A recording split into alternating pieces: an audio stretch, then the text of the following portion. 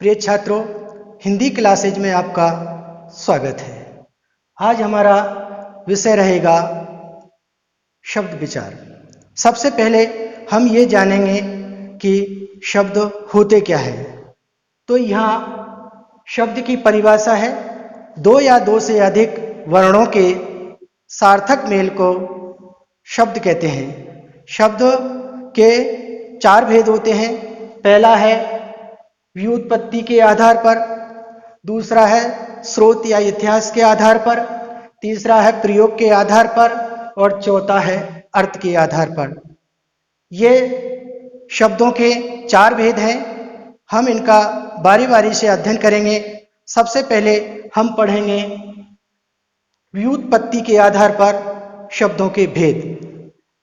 व्युत्पत्ति के आधार पर शब्दों के तीन भेद होते हैं। पहला है रूढ़ शब्द, दूसरा है यौगिक शब्द, तीसरा है योग रूढ़ शब्द। सबसे पहले हम पढ़ेंगे रूढ़ शब्द। वे शब्द जिनके दो सार्थक टुकड़े नहीं किए जा सकते उन्हें रूढ़ शब्द कहते हैं। जैसे यह दे रखा है जय प्लस ले, इन दोनों के मेल से बना जल।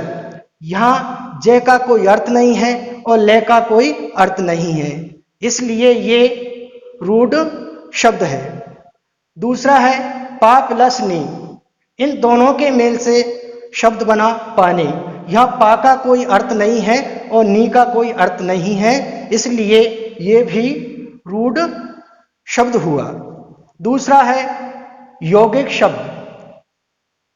वे शब्द जिनके दो सार्थक टुकड़े किए जा सकते हैं उनको या उन्हें यौगिक शब्द कहते हैं। यहाँ जय प्लस धारा, जल प्लस धारा बराबर जल धारा। यहाँ जल का अर्थ है पानी और ये धारा का अर्थ है नदियों की धारा। इसी तरीके से दूध प्लस वाला, इन दोनों के मेल से शब्द बना दूध वाला। यहाँ दूध और वाला, इन दोनों शब्दों का सार्थक अर्थ निकल रहा है, इसलिए ये यौगिक शब्द है। तीसरा है योग रूढ़ शब्द। वे शब्द जिनके दो सार्थक टुकड़े तो किए जा सकते हैं परंतु इनका कोई विशेष तीसरा अर्थ निकलता है, उन्हें योग रूढ़ शब्द कहते हैं। जैसे यहां दे रखा है पंकज। पंकज का यह पंक मीन्स होता है कीचड़ और जय मीन्स होता है जन्म लेना, यानी कि कीचड़ में जन्म लेता है जो। तो ये है कमल। हम कमल के लिए ही पंकज कहेंगे, किसी दूसरे के लिए पंकज नहीं कहेंगे। तो ये पंकज है, वो योग रूढ़ शब्द है। दूसरा है लंबोदर।